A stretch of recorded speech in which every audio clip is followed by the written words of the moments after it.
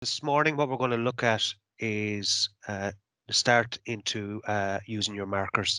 And I know this is kind of jumping slightly ahead of where PJ is at the moment, but there's no right time or wrong time to start markers. It's just a technique that you need to pick up. And the more you can begin to incorporate it into your day-to-day sketching, the better you will become at it. So these things here are the big fear factor. A lot of students kind of look at the I use these are pro markers, but you can get Pantone Tria markers. The pro markers are just a cheaper version of those, and you can there's Copex as well. So there's lots of different ones.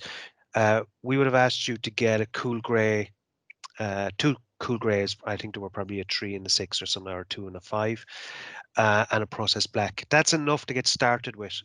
And the reason being is that the majority of rendering is understanding what the difference between light and shade is, and how that affects either a material or a surface. So let's get one thing straight from the beginning. These things are not for coloring. Okay, you don't color, you render. So in other words, what you're trying to do is give the impression of a particular type of surface. If it's a curved surface, if it's a flat surface, if it's a spherical surface, you're giving an impression, you're rendering an effect. Okay, now the idea is if you are painstakingly going at something, you can make it perfect and it'll look beautiful and look very realistic. What we need to do with these markers is get a finish down as quickly as possible so that it lifts the drawing off the page and gives us an understanding of what its form is, what materials are in it, and so on. So that's the first thing. Now, how to use these? I'm just going to use warm grays for today, but the cool grays will do the very same. So what I want you to do is follow me. Just in relation to the first couple of um, uh, tiles, so that we begin to understand how to use the markers. So take, um, I would suggest go with your darker marker, whichever it is, first. The reason being is I want you to be confident with these and putting marks down, because you can very easily get very tentative with this and start being very careful. Um, what I would suggest is if you can get in the habit of using these quickly, you can begin to fly with them and become more confident. So there's first of all, what we're going to look at is with these three squares is how to apply a layer of this. And there's a couple of different techniques to do it. We've a vertical line method, we've a method called wet in wet, and we've used a mixed approach then, which is a combination of the two of these. So what I'm going to do first is we're just going to turn it out so it's in my hand movement. What you're going to do is go to your thick nib, and remember the drawing dot to dot is the same principle. And it's about trying to get down a layer as quickly as possible. Okay, now don't worry about it. If there's little white bits there or down at the bottom, we can go back over that and finish those off and blend them in. And while it's ideal not to go outside the line, what we will use is techniques at the end to address that of bringing it back in and putting borders around it and so on. But that's the first technique, and that's called the vertical line technique. And what you will see is areas where the marker is touching the pen for longer leaves a darker um, render. So it's about, see these ones here, you have a dark, light, even lighter. So this is how these markers work. They work in layers. So if I put down one layer of this, it will be the equivalent of my warm gray. What have I got here? Warm gray 3. If I then let that dry and I go over it again, I end up with an extra layer on top of it. So you can build up layers. And by using these and your polychromo pencils, you can get depth. Now, the other technique will use up your markers a lot quicker because you use up a lot more ink, but you have to be much quicker with it. And the idea is you start in a corner and you work way around. Now, the idea is that you keep this as wet as possible as you're moving around, because if you leave somewhere too long, it'll dry out. So when you go back to it, you create a layer over it. So it's about working quickly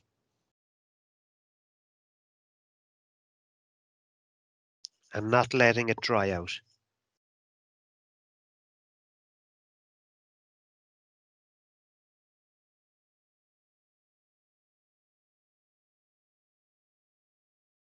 Just flick that around there and trying not to leave anywhere.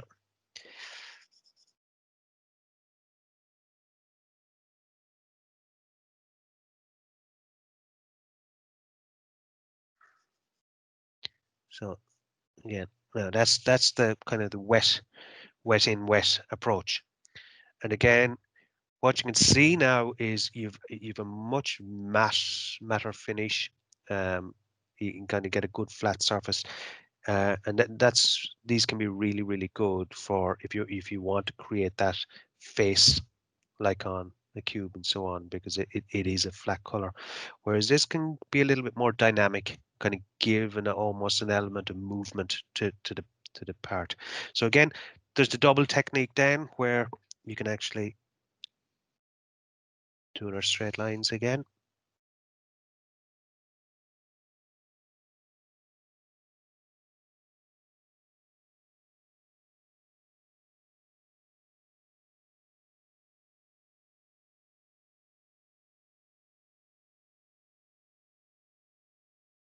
Okay, and I hope you're sketching along with me here on this. So what I'm going to do is let that dry for a little bit. Just let it go off. And then your double technique is where you start creating a shadow going across it then, where I can go back up into here, down into here,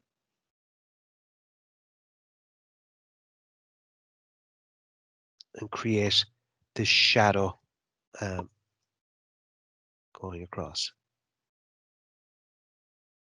Okay, so again, let that dry out. That looks, you're kind of going like that, going, whoa, what's he after doing? But you will find when I start getting pencils and so for this, or blenders, you can start blending this in a little bit more. But it also gives it more of an impression of a light source going across it. And that's what we're going to do here with these ones at the bottom, is look at different techniques of blending across from dark to light, and how do we do that. So again, I'm going to switch to this one and we're going to do our line method again on this.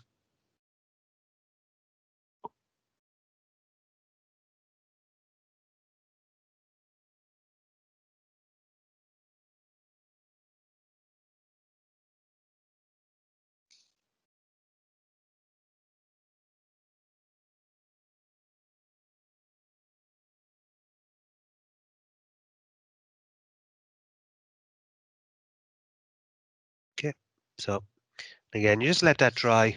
Now what you're trying to do is create a gradient effect going across here. There's a couple of ways you can do that. You can do it very quickly with your markers, or you can do it with pencils. So first of all, I'm going to show you how to do it with markers, and then we'll show you how to do it with a pencil. So go back at this now, and then we're going to continue with our vertical lines.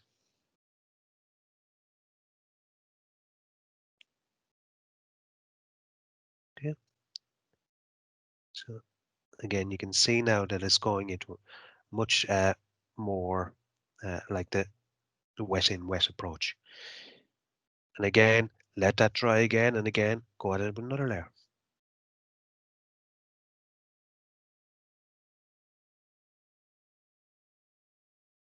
Now, that's up. You can see that's still a bit wet here, but when that starts to dry out, you can see then it starts to blend across. And we can use certain techniques to make this look like a cylinder, like a straight line going up there like that. And what it's to do with light, and I'm going to explain that out in a second.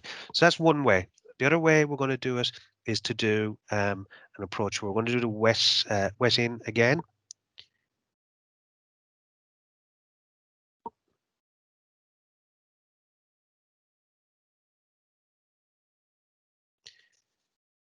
And again, as I said to you, a lot of marker use is about the confidence just to go for it, and be brave with it. You'll find a lot of time you'll be very tempted to pick up your lighter marker, whether that's your cool gray 2 or 3 or whatever one you got. Um, and it's almost like it's shying away from it, afraid to put a mark on the page. What you will get in your next project is you're going to be forced to sketch with your felt tip pens. So again, it's about trying to get rid of that fear. So that's um, a wet in wet approach. But this time I'm just going to let it dry for a second, and then what I'm going to do is look at it with the polychromos. So from a point of view of, I'm just trying to find a warm gray there. If we're going from dark to light, what we use is our coloring pencils or the polychromos to actually give a gradient effect across. So I'm just going to turn this again into the angle of my hand, and I'm going to work from light to dark. So this time,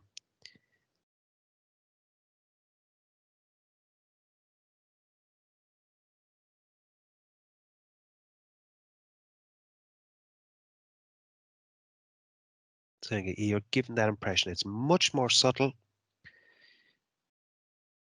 and you can go back over this and really begin to drag it out and go a little bit heavier with it then, and bring the layers. You're building layers. That's all it is. You can go back then at this.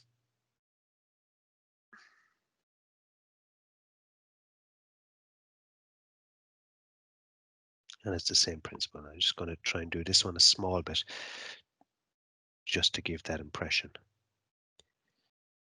You don't have to kill these drawings, just a small bit. Okay, so what you're giving now is this impression of going to dark to light. Now, if you wanted, you can go back up and throw another layer of marker onto it as well. Okay, and you're really giving that impression of a transition across, and that's going to come in very handy when you're doing your perspective drawings of understanding where the light is beginning to hit your product.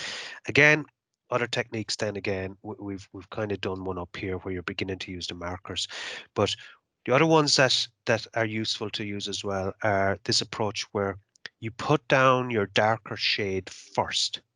Okay, so in essence, what I'm going to do, I'm going to put this down almost like a cross between the lines and the wet layout.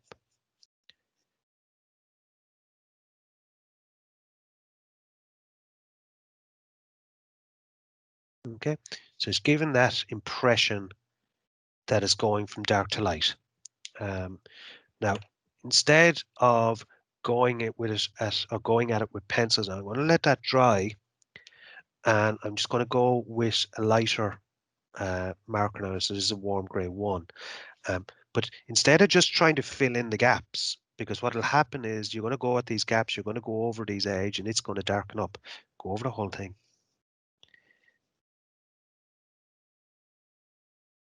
So you're darkening it up again. In other words, you're putting one more layer onto it.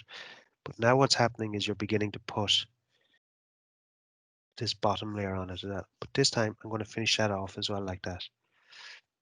And again, it's down to the quicker you can move with it, the quicker you can move on to your next sketch. And that's what it's about in design. It's about getting move on. So this is kind of given more of a real reflective surface approach. So you can see with all of these, there are different techniques, and you're going to burn through a lot of pages over the next couple of weeks just with your markers, trying to get a handle on how they're doing.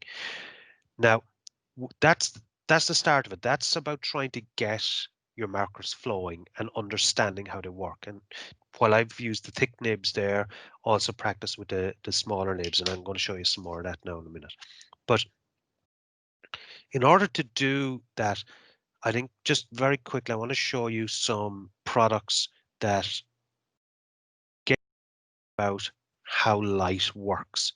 Now, similar to perspective drawing, um, our mind can get in the way of doing a good perspective drawing. Similarly, our mind can get in the way of doing a good rendering. So, for example, if you take something like this, now it's not the ideal kind of um, uh, light to be looking at this because I have a number of sources of light coming at it. But this is a green flask, yet look at all these dark areas. More importantly, see we have almost starting up here, you've bright light. So that's light reflection. And we use gel pens and gouache paint to generate those. But it's again, see the flick up here, but you'll notice it's a straight line down and getting darker as we go down here.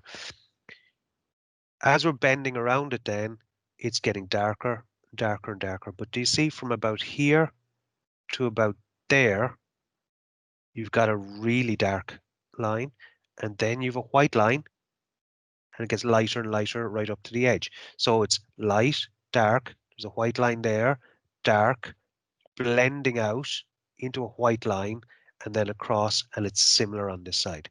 Now, if you think about it, if you didn't look at light properly, first thing you would do if you were drawing or rendering this up is color the whole thing green. Where the reality is, what you need to be doing is looking at the light and dark sources or light and shade, because what we do is we draw in we render in the light and shade areas first, then we put the color coat over it, and that's what gives it the depth. So I just give you just in like something like this. Um, Again, it's the same principle. You see your light line down here, but as we're going around, it's getting darker and darker and darker and darker. You have a dark line, and then there's that little white line just on the edge of it. But also looking at how this is behaving once it goes to an area where it's going in and out. So there's a dark line going across here, so it's not straight through. Similar, how is it affecting little notches in it? How is it affecting over this side? So instead of a white edge there, we have a dark edge on the brighter side. So it's, again, looking at what's going on. I found this, which I thought was interesting. It's a perfume bottle, but compared to what you're, or thinking of the project you're working on now on lofting, what you're transitioning from is a basic square to another basic square, but you're going through, it's about a 45-degree angle twist, and these are your loft lines running through it. I just thought that was interesting to show you. But also from a rendering point of view now, uh, if you're rendering this, look at the black, see the black lines here in glass? Again, going down here, the color of the actual perfume in it, but look at all those dark lines, and then look at the bright white. So we always have an impression of glass that it's tough to render, but if you get a few tricks in of how you understand these things working, it can be quite easy to replicate it or to render it, okay? Again, one last one. I'm going to just try and hold this at an angle so that you can see three faces, because this is going to replicate what I'm talking about up here.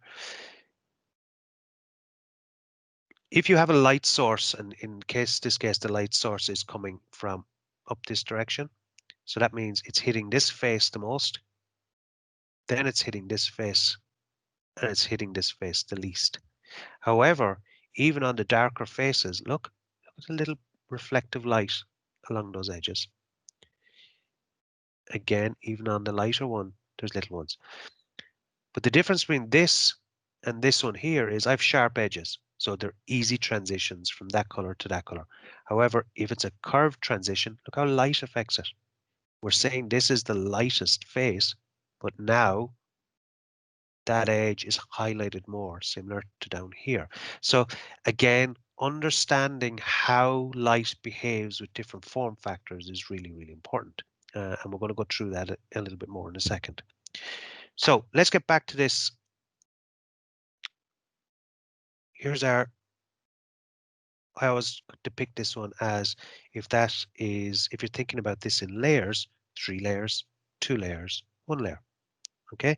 And again, I can go back at this with my coloring and kind of, or my uh, pencils, and just change the dynamic of this ever so slightly, just to bring a little bit more depth to what we're talking about. Okay, and it can be very handy then to, you see I've flicked a white line down here, again, just to highlight, make it pop a little bit more. Again, you can put those lines in if you just grab a ruler. Ideally, use your cork rulers, cork back steel rulers on this, because they're, I'm just going to flick that there. So you can see just that white line appearing can have a really interesting effect on the product. But again, it's understanding that surface that you're dealing with. Okay. With a cylinder, remember what we talked about: light, dark, fading in, dark, light, and then just that little reflection there. Again, I could go and render the whole lot of this, but this is giving the impression that this is a cylinder, and understanding that it is. Again, flat surface, yes, this surface is getting more light than anywhere else, but just a little trick is uh, just shading the furthest back area, that as you're progressing from dark to light, gives you again that impression of a solid top and a cylinder shape. Similar for uh, your spheres. Where's the light hitting most, and then how light behaves. So again, look, there's always a little reflection coming back up from the surface here. So it's not all just going from light to dark. And again, what we've just done is taken this approach with all these different markers and different layers, and we're just building them up as we're going along. So that, again, this is something that you can practice. It's in all your books that you're recommended to get. So that's understanding how light hits it. So now understanding shade. So in the case of, let's say this product, I'm just going to render this in nice and lightly. So it's just a flat surface, um, like a door or something. Just to give you an idea that the light source is coming from over here.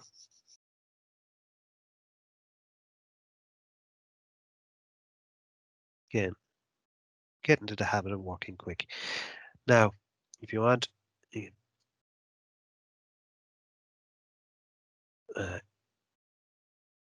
do that one as well, just to give an idea that it's probably hitting that surface more. Now, I'm just going to take out a couple of different colors here, just to give you an idea of projection lines of shadows. So in relation to a shadow, you have to, I have it written down here, know your light sources. And normally what you see is uh, people going up here and kind of putting a little X and kind of going, where all my light is coming from that. Now, if you're going from a single point and you're using it where you're going through all these different areas, what you do is the um, you exaggerate the shadow cast. It's almost cartoon like, and we don't want to do that, because then you detract from your actual product that you're trying to design. So what we're going to do is put in a shadow that kind of complements, to show that it is in this orientation, and to show that it's sitting on a surface. So what we do is we try and keep our shadow lines parallel. So in this way, I'm just going to draw them in here. Imagine our source of light is up here, and I'm just going to draw in, just in the blue, our parallel lines. Okay, so that they're going down there. The next one you need in then is your surface lines. So what angle is your shadow being cast in relation to the surface? So again, I'm just going to draw those two in, and again, keep them parallel. Now it's where those lines join up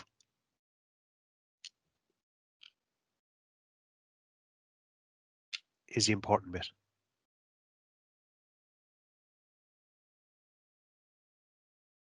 and that's your shadow. And again, you can take out your process black then if you want, or if you had, in your case, maybe a cool gray 8 or 9.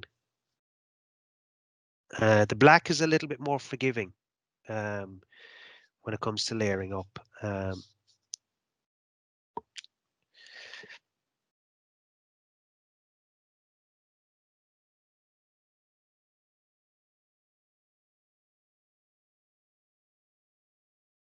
So just as I'm getting out towards the end, I'm kind of just easing off a bit, just to kind of say, well, look at it's really dark in here because that's under it, but there might be slight reflections. There might be a reflection of another product coming in over here. There's just lightening up the shade on it as well. And again, if you wanted, you can go back in then and darken up. Uh,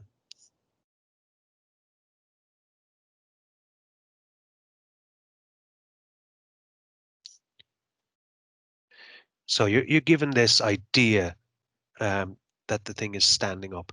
Again, similar with your cylinders, and remember the technique we have, uh, light line,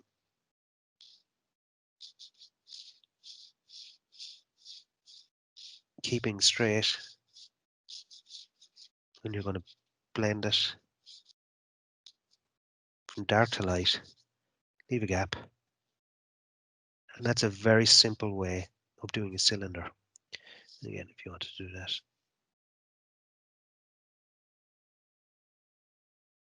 So, and again, you can, if you got darker lines on it as well.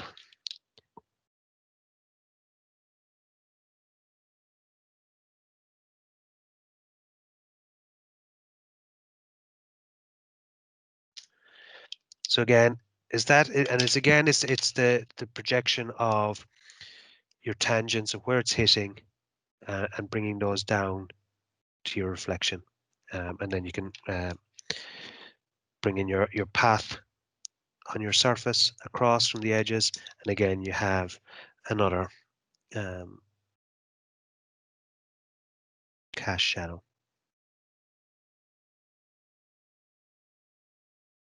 It can be just an interesting way of uh, getting a little bit of depth and a little bit of um, movement into your drawings. Okay, there can be what we don't want to see is lots of this, lots and lots and lots and lots of drop shadows appearing. Again, with a cube, again, this one, I'm going to use the dark one here.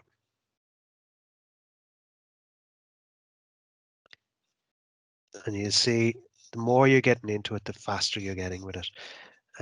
It's like those old phrases of "you're very lucky that you can do all this." The reality is, as Gary Player used to say, the more I practice, the luckier I seem to get. So it is down to practice, practice, and practice with them, and not being afraid of them, and really kind of saying, well, in every sheet of sketching, I'm going to try and do at least one um, uh, render just to give an impression. Now, what I'm doing is I've put a 3 down here. I'm just going to go with a 1 here. So again, another quick way of just getting an idea, like we saw with the plug or the adapter, sorry.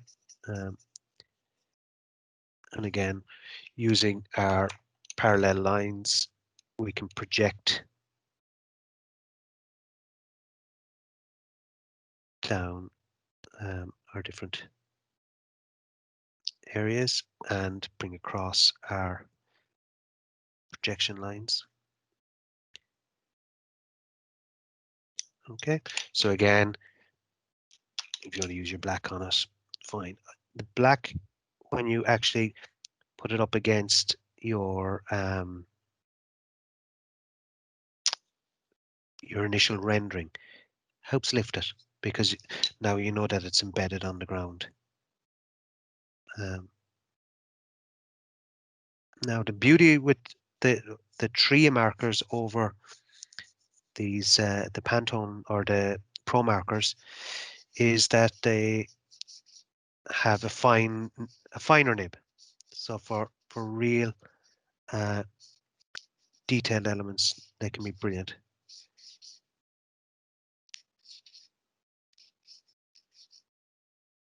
Okay, and again, I'm not going to render it all in. It's just, remember, this is about giving the impression that that box is casting a shadow. Now, this is an exercise that's in the sketchbook that we've asked you to get, the one from Essien and Struer, the sketching the basics. So rendering is a skill set that you pick up, but the more you practice, the better you get, as I said.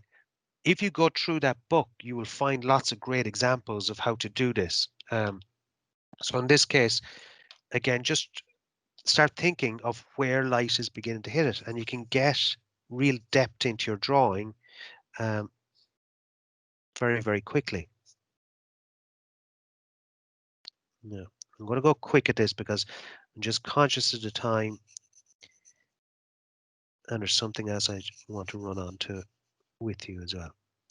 Okay, now again, you're treating it like the cube that we did up, and you've got your three faces, and how they're behaving or reacting is important.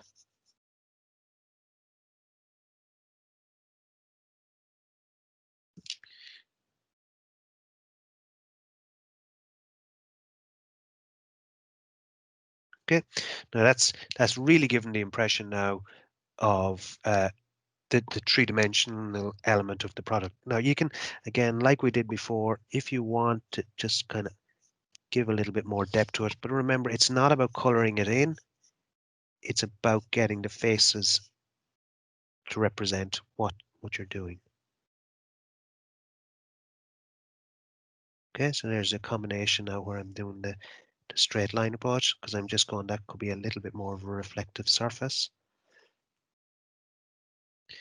Okay, so again, gives just that little bit more of a dynamic feel to it. Now, I ended up, again, it's the same principles in parallel, throw your lines, and I did that earlier on. And that's the form that you end up with.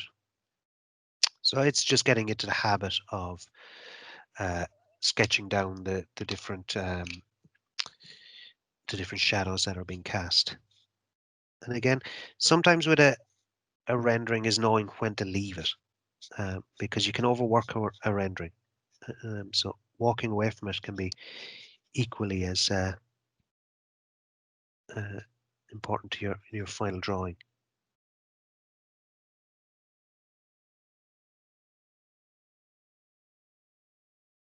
And again, getting the outline seems to work really well, and then just fill it in. Again, if you want to fade it out as you're going, then do that as well.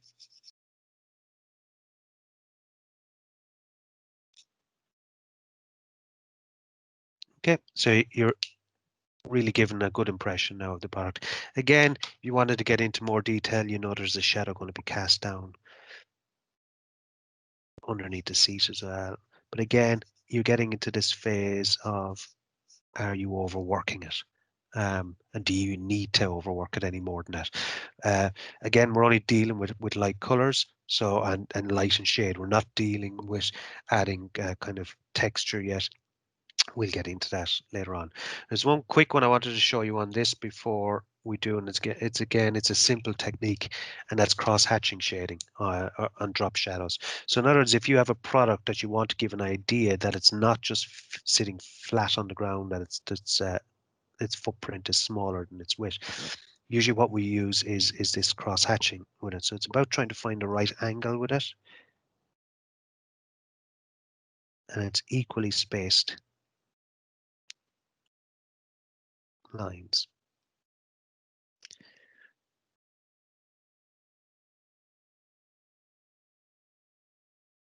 And again, just to show you that without doing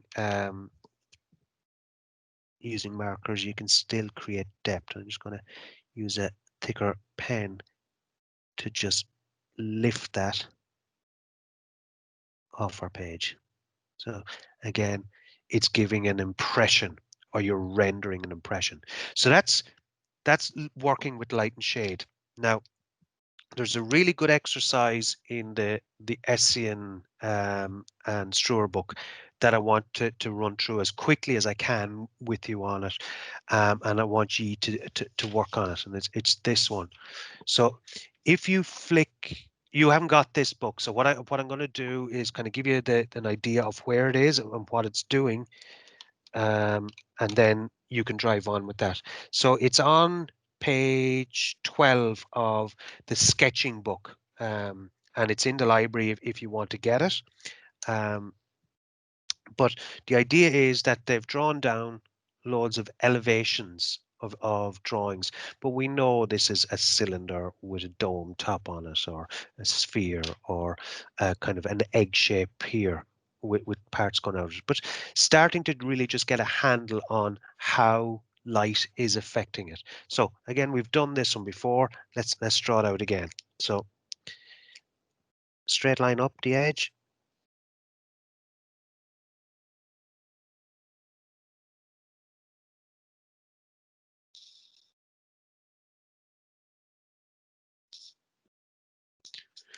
Okay, and you can go a little bit bigger with it then. Some people will just leave that as is, and get their darker line in first. The reason being is then that you can go back at it with the lighter marker.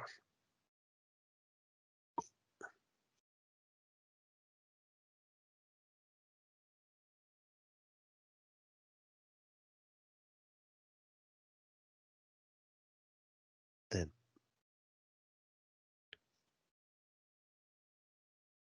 so again, what you're doing is you're giving the impression of what's happening.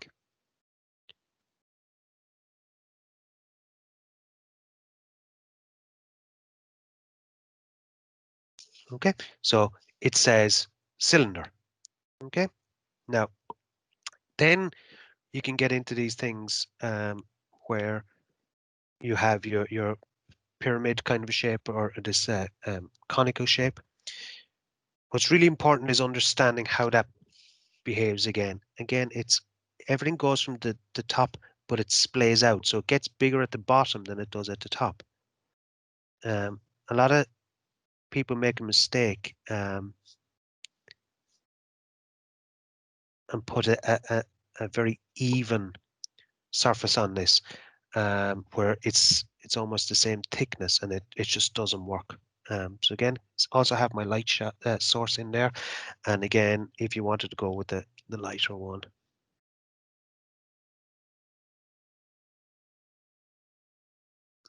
just to give that impression. And again, how then does it behave? So we know how a cylinder behaves because we've already done that. So we're straight line.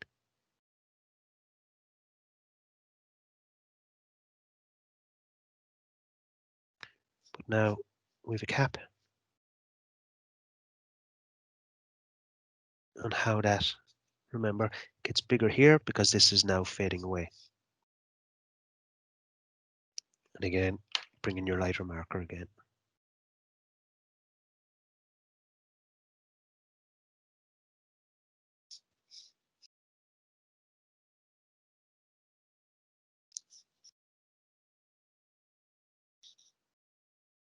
Okay, so again, you're giving a good impression of what's going on. Again, we're just building these up then as you're going. We're now taking this shape and we're adapting it. So the principle is still the same.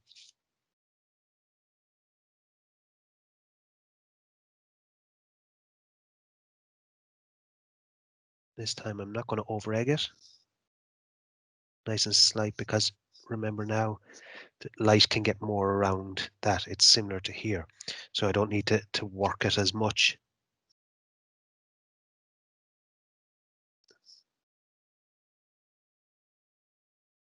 Okay, and now again, it's like dealing with this, but this time it's fading backwards. That means it's going to travel a whole pile more and be a lot darker. Again, you still have your dark edge, or your bright edge here.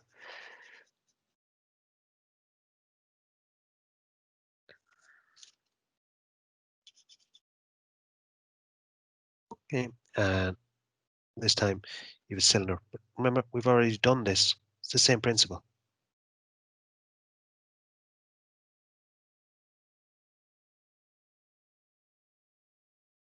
So what you're beginning to do is understand how form is beginning to work with all of these areas.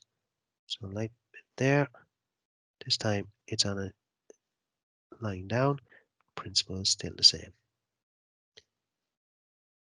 Okay, so you're giving this impression of what that form is actually doing. Again, this one's simple, so it's really just going back to what we've already done.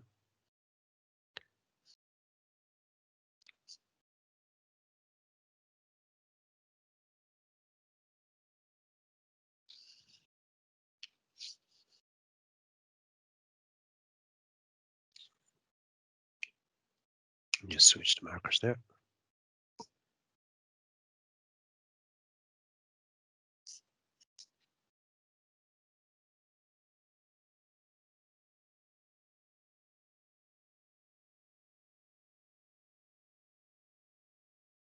Okay, and again, we have the same principles now down here.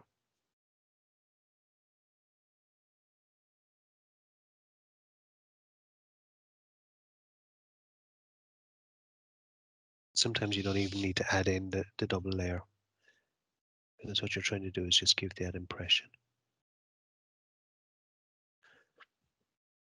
Okay, this one, imagine a cube that's not sharp. It's just got those edges where they're just filleted, rounded off, and again, understanding how they behave. Okay, again, we can. I'll keep going with these, and we'll try and get a few more in. Um, again, just a different dynamic to this one. It's a little bit longer, but if you think back to your workshop practice, you've produced all these forms. Sorry, excuse me. You've produced all these forms. So now maybe take them out and look at how light is behaving with them. Um,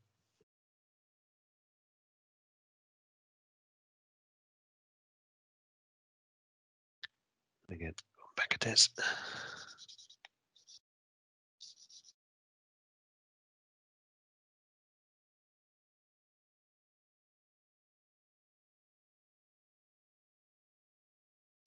Now, so there are a lot of kind of conical shapes and cylindrical shapes. But you can see even when you're looking at something like this, you're getting into kind of food processor type or food mixers, um, it almost beginning to look at product. Now, when you start getting into curves, you start getting into a little bit more complicated, but the principles, remember, are still the same. This is a cylinder. So,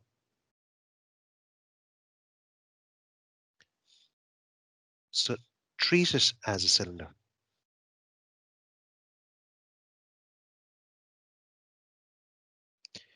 But how it behaves after that is getting back into what spheres do. So in this case,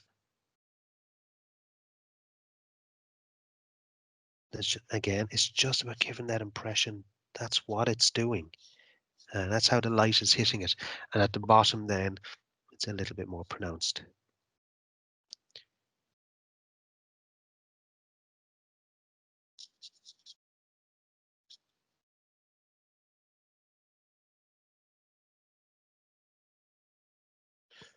Okay, so that lozenge shape is one that will appear for you quite regularly when you're doing your design work. And again, we can get the lighter marker in there and kind of give it a little bit more depth.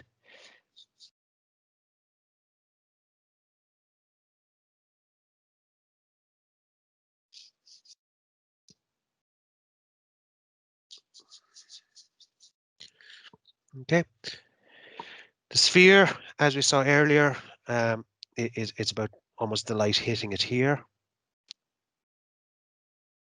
It is a, I always said using your two markers is always probably the best with this. Get the darker one in first. And remember, it's a sphere, so everything's going to be curved, no straight lines. And then the lighter marker on top of that. And just let it, just imagine doing the same again, just it's a little bit bigger.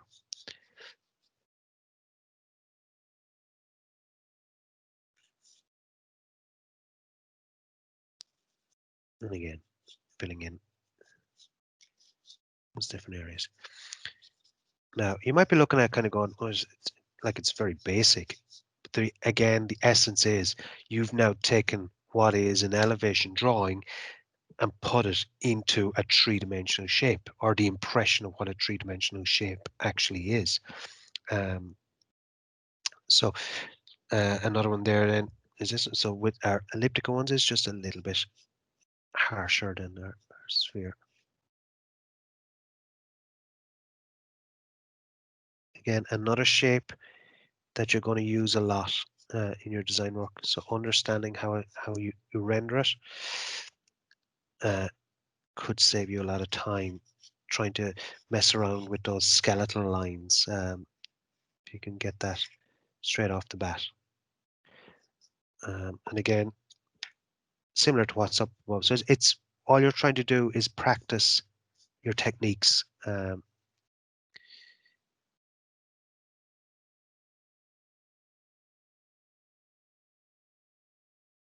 Just to give, again, that impression.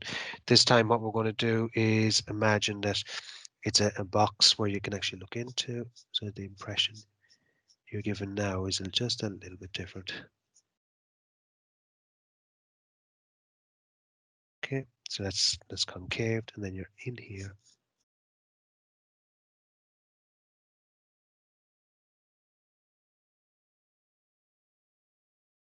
Okay, I'm just going to darken that up just to give it an idea that it's different. Again, just giving a different vibe, different feel. Again, if you want, get the other markers in there just to blend it a little bit.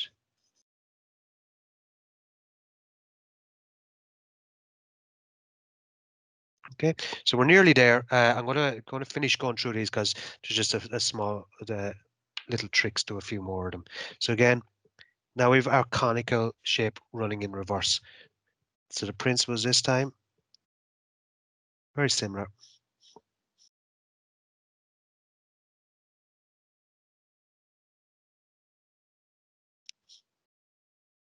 Darken it up. However, when we switch this side, the shadow doesn't come across because light is hitting that more than it's hitting this surface. But what we're doing now is we're back into our conical shape. And remember, if that is going down the way, then our cylinder is going to get more light than it. So that means it doesn't come across as far as this one. So again, it's giving that impression that that one is splaying out as opposed to this one that is just straight down. And again, now you're into your sphere. Again, think about how your sphere was done.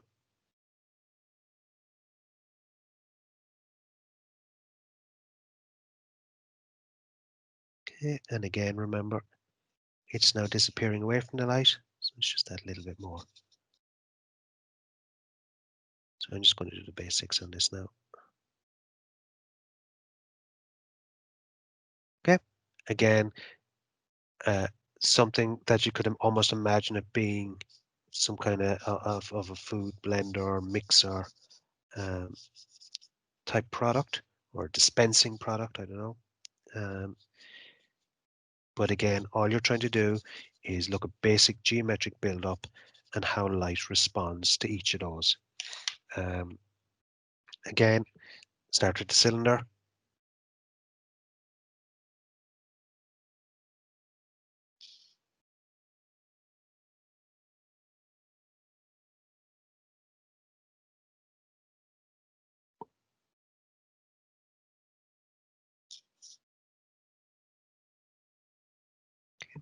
In the case of our conical shape at top, remember it's not going to come across as much. But at the bottom, it's going to come across a whole pile more because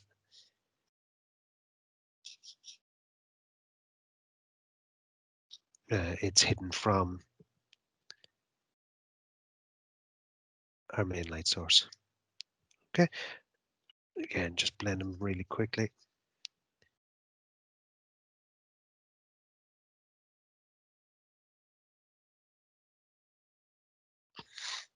Okay, now what you do see people doing on this is, which is wrong, is they'll have the same thickness here as here as here, and it just doesn't look like a three-dimensional shape. So really just making sure that where light isn't hitting, you're not putting it in.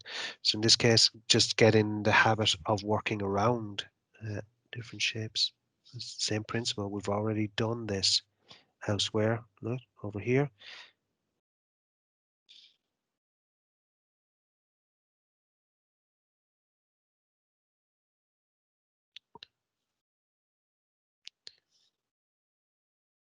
Straighten up those edges. This one is splaying out, so it's going to be less.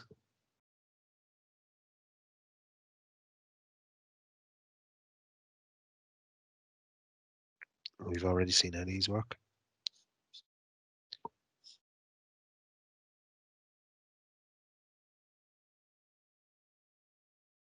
Again, so I'm just going to do just a light edge on it, just to give an idea that it's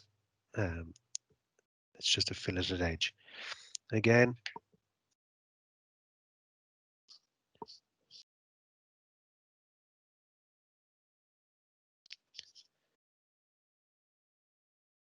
and the last one, which again is your cylinder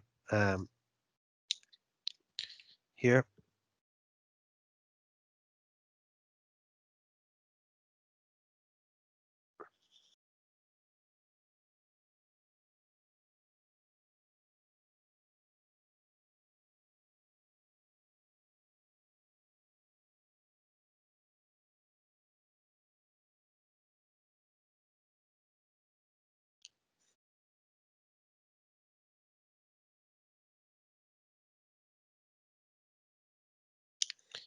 When in this case, this is really going to go across.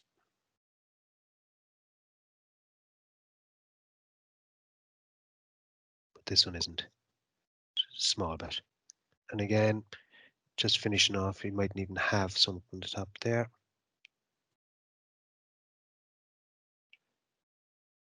Just the underside there this time.